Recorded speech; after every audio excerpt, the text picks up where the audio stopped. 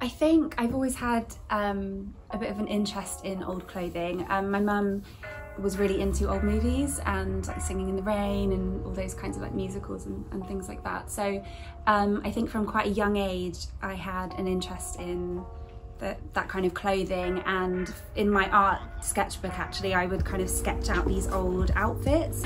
For textiles, in my textiles A-level, I did a whole project on 80s fashion and made a corset and a dress, which my mum actually just gave me back recently again, which is quite funny.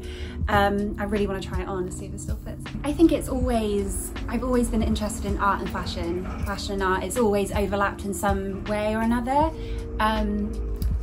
which is interesting that now I work here. So when I did my degree in fashion promotion, it was fashion promotion and illustration. And I actually chose to do the illustration pathway. I wanted to be a fashion illustrator. But after I graduated and I had my son, I tried to make it as an illustrator, and it was actually quite lonely and actually a lot harder than I thought it was going to be. It was really hard to promote myself and look after a small child, and I thought, okay, how else can I use what I've learned at uni and make a business? What am I interested in? And so I was actually out in the charity shops one day and came across this 1950s yellow bathing suit, and I think it was being sold for about £3.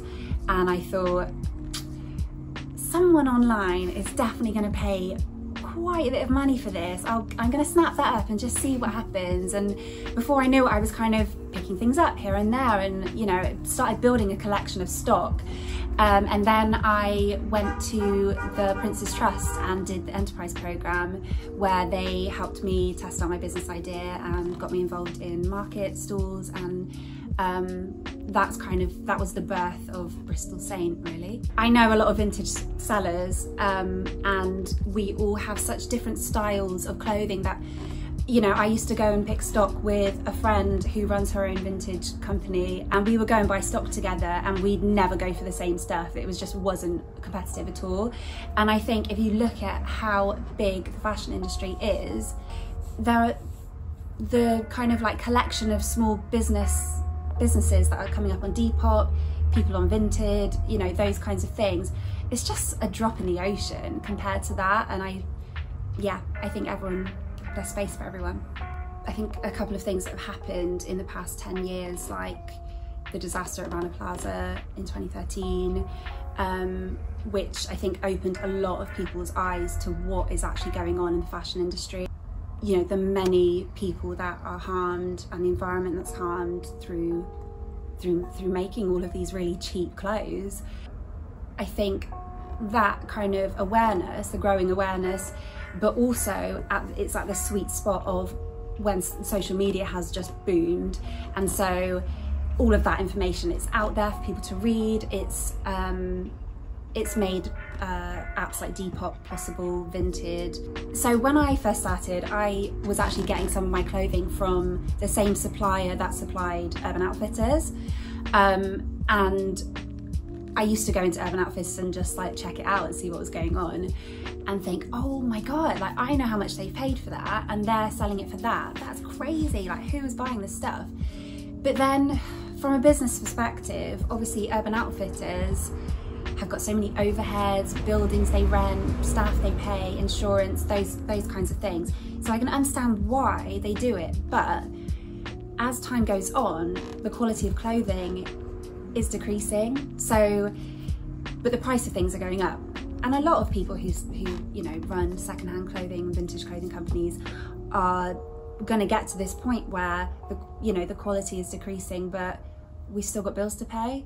I think it's down to the consumer, really. What as with anything, what choice they make, where they spend their money.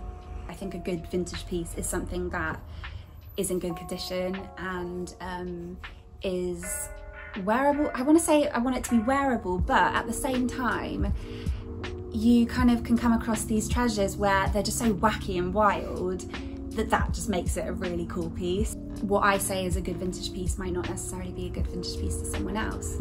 Otherwise I'd be selling a lot of stuff. You know, growing up, my mum would had this like bag of clothes from the 80s that she would bring down and kind of bring down from the loft and talk about, and there'd always be like a good story. We would hear the same stories over and over again because the clothes never changed, but there was a story behind every piece that she had, and I think a particular thing she had was actually vintage itself, which was, it was a dress and a jacket, a matching jacket from the 60s, which she had taken in and worn in the 80s. Which she still has now. Having the experience with that and becoming familiar with the fabrics, and you just kind of learn to look at labels and look at text and see what styles there are.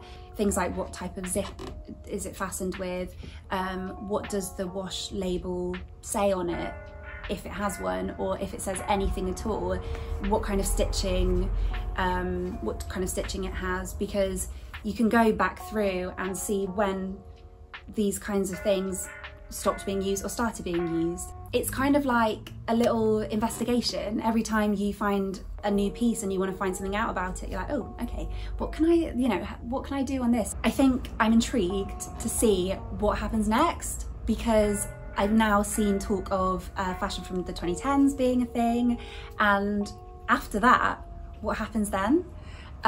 So actually that's quite exciting to see.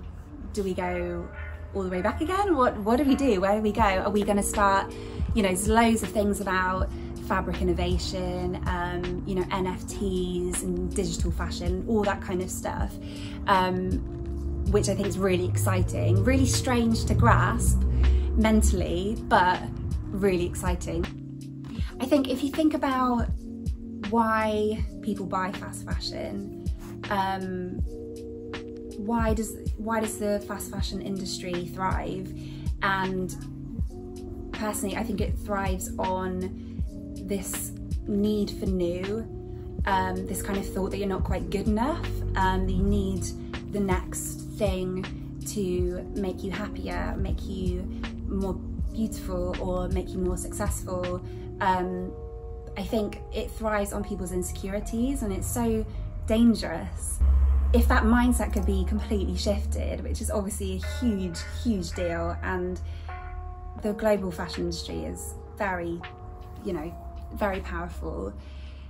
But if people could start to shift their mindset slightly, I think naturally people's consumption would start to diminish.